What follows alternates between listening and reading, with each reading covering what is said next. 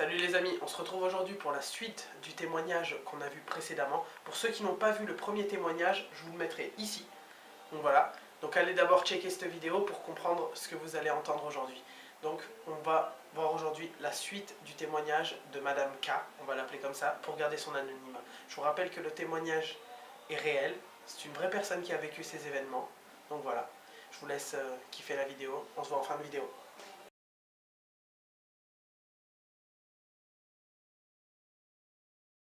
La nuit dernière, j'ai à nouveau utilisé le dictaphone de mon portable. J'ai également décidé d'installer 2 caméras numériques, une dans ma chambre et une en face de la porte du grenier. Après avoir effectué la mise au point sur chacune des deux, je me suis senti confiant. Je n'avais pas le temps pour ces conneries. Aussi voulais-je juste en finir. Malheureusement pour moi, ce n'était pas aussi simple. J'ai dormi toute la nuit, comme d'habitude, mais j'ai fait un rêve étrange. Je sais bien que ce n'est que mon imagination débordante et que ça n'a rien à voir avec ce qui s'est passé, mais je me sens quand même obligée d'en parler. Dans ce rêve, j'étais chez moi. J'étais assise sur mon canapé à regarder la télé, quand j'ai entendu un grattement qui semblait venir d'en haut. Naturellement, j'ai supposé que c'était des rongeurs, mais le bruit devenait de plus en plus fort. Ça s'est finalement changé en une série de coups. C'est à ce moment que je me suis levée pour voir ce qu'il en était. Le temps que je me rends devant la porte du grenier, le bruit avait cessé. Je suis restée plantée là un moment, attendant qu'il reprenne. Je n'ai rien entendu du tout pendant ce qui m'a semblé être plusieurs minutes. Puis, sans crier gare, un cliquettement brisa le silence. C'était le peigne qui s'était déverrouillé tout seul. Et c'est là que je me suis réveillée. Comme je l'ai dit, ce n'était qu'un rêve bizarre, sans importance par rapport à ce qui se passe. Mais je ressens quand même le besoin de le mentionner. Je n'ai pas eu d'autres rêves de ce type, et j'ai dormi le reste de la nuit jusqu'à ce que mon alarme sonne quelques heures plus tard. Après m'être réveillée, j'ai immédiatement rassemblé les caméras et mon téléphone.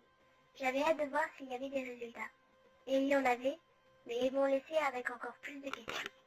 À la moitié de l'enregistrement, sur mon téléphone comme sur la caméra de ma chambre, je m'entendais demander encore une fois de plus « Où es-tu » Il n'y a pas eu de réponse, ni de bruit parasite, mais il y a eu un son, retentissant, le même que celui précédemment enregistré. C'était celui d'une porte claquée. Dès que je l'ai entendu, j'ai attrapé la deuxième caméra pour voir ce qu'elle avait. La porte du grenier ne s'est jamais ouverte. On pouvait toutefois entendre le bruit en arrière-plan, très faible. Étant donné son volume sur chacun des enregistrements, il semblait possible qu'il s'agisse de la porte de la cave. Après n'avoir rien trouvé d'autre d'étrange, j'ai décidé d'aller vérifier une nouvelle fois à la cave. Avec un mélange de nervosité et d'adrénaline, j'ai couru jusqu'à la porte et je l'ai presque défoncée en l'ouvrant. Je me suis précipitée en bas des escaliers et j'ai allumé la lumière. Ça commençait à me gaver de penser que quelqu'un se fichait de moi. Cependant, lorsque la lumière s'est allumée, elle n'avait rien d'autre à offrir que ce spectacle familier de cave vide, complètement vide. Pas d'intrus et pas de réponse. Je me suis rendue au travail frustrée, en essayant de ne pas penser à ce qui s'était passé. Plus facile à dire qu'à faire.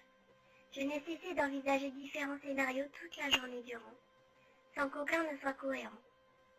La seule explication qui me venait en tête était qu'il s'agissait d'un esprit, du grand n'importe quoi. Je ne voulais pas accorder de crédit à cette hypothèse, mais j'étais à court d'idées. J'ai essayé d'en parler à mes collègues dans l'espoir qu'ils me rassurent, mais ça a été le contraire. L'un d'entre eux m'a dit d'appeler les flics et de les laisser fouiller la maison à la recherche de traces d'effraction. Un autre m'a conseillé d'aller chez un ami. Bill m'a dit d'abandonner la maison et de m'enfuir dans les collines. Il blaguait bien sûr, mais ça ne m'a pas rassurée pour autant. Les choses ont commencé à devenir bizarres lorsque je suis rentrée chez moi. À peine de retour, j'ai balancé ma veste sur le canapé et je me suis affalée dessus pour décompresser. Immédiatement après m'être assise, j'ai entendu à nouveau le bruit. C'était clair comme de l'eau de roche. C'était le même son que celui de mes enregistrements. Et cette fois, je l'entendais en vrai. J'ai sauté du canapé et mon regard s'est tout de suite dirigé vers la porte de la cave. On pouvait bien la voir depuis le canapé, elle n'avait pas cessé d'être dans mon champ de vision. Et même si je ne l'avais pas regardée directement, j'étais catégoriquement certaine qu'elle n'avait pas bougé d'un pouce. Pourtant, c'est de là que venait le bruit. La curiosité l'emporta sur ma peur, et j'ai décidé d'y retourner. Je me suis approchée prudemment, et j'ai examiné la porte de la cave. Rien n'indiquait qu'elle avait été claquée. Le bois sur son pourtour était intact, et le sol en dessous n'avait pas une égratignure. J'étais désorientée. La seule chose à faire était de retourner à l'intérieur. J'ai ouvert la porte et descendu les vieilles marches grinçantes pour ma troisième inspection de la cave. Arrivé en bas, j'ai allumé la lumière. Je m'attendais à la trouver vide une nouvelle fois. Et au premier coup d'œil, elle m'a semblé l'être. Cependant, en y regardant de plus près, j'ai remarqué qu'il y avait bien quelque chose de différent. Au fond, au milieu du mur, il y avait une porte. Ça m'a fait frissonner. Ma cave n'avait pas de porte. J'en étais certaine. Je le savais déjà avant d'acheter la maison, avec la visite. Et il n'y avait pas non plus de porte les 2 dernières fois. Ça n'avait pas une once de sens. Je m'en suis approchée, abasourdie. Je ne savais pas d'où elle venait, mais je savais qu'elle était à l'origine de ces bruits. Il n'y avait aucune autre explication. Alors que je m'approchais de cette absurdité, j'ai remarqué quelque chose qui m'a donné la chair de poule. J'ai reconnu le bois, le style et le pelle. C'était la porte du grenier. Et voilà les amis, j'espère que cette vidéo vous aura plu. Vous pouvez vous abonner en cliquant juste ici et voir la dernière vidéo en cliquant juste là.